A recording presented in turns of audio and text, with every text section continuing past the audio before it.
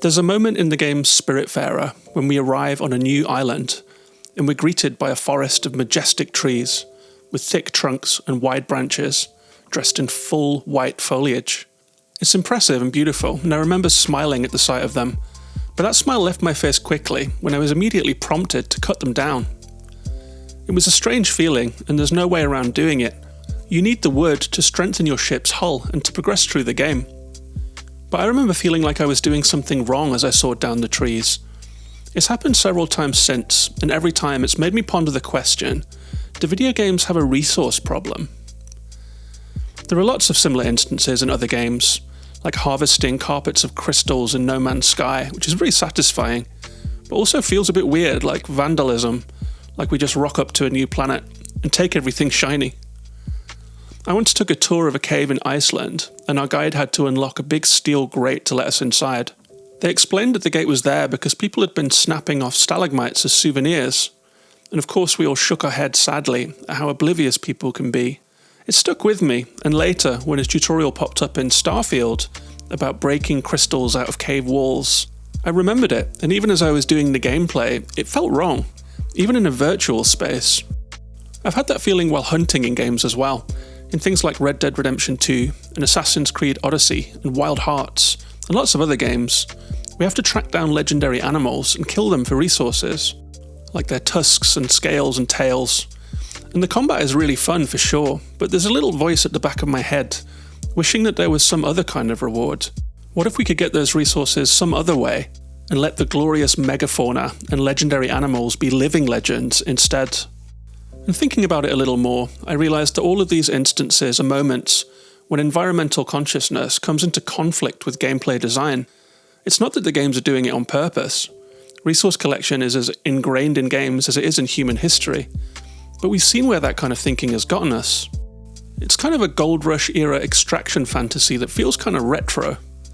The game says there's gold in them hills, and we rarely have enough agency to reply, yeah, and maybe we should leave it there.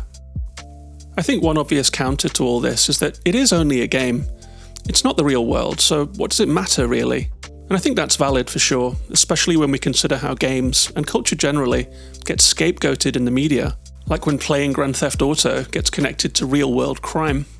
And of course, we all know that's not true. We all play games with combat, and we don't go out and immediately, do violence. So if we apply that principle to resource collection, then it shouldn't matter. But the question remains, why does it feel so bad? And I think it's because of the conversation that dominates the times we live in. Climate change is happening around us, as well as all the counter-initiatives like green power and sustainability studies.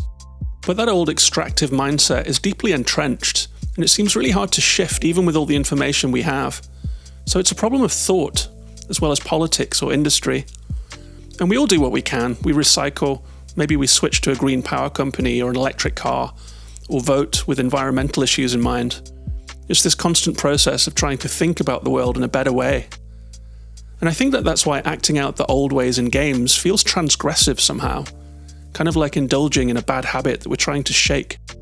But there are a variety of games that engage with these themes in a different way.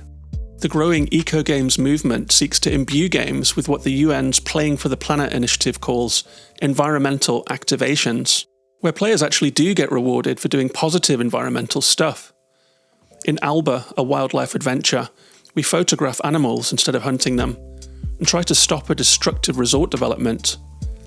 In Ultros, we come to understand a hostile-seeming ecosystem, and there are gameplay motivations to learn about the animals and the plants, and to work with them rather than against them. In Gareth Damian Martin's excellent In Other Waters, we study an underwater biosphere, and it instills us with a sense of wonder and reverence. The reward we get for completing each study is a drawing that lets us see what the plants or animal species look like. I really looked forward to it every time. And no game does this better than the tech-utopian strategy game Terra Nil, in which we use terraforming machines to rewild desolate planets, then pack it all up when the job's done and just leave. These are just a few examples that I've played, and there are many more out there. And I want to play them all, because these games felt deeply satisfying and kind of emotional. I felt a sense of relief to play them.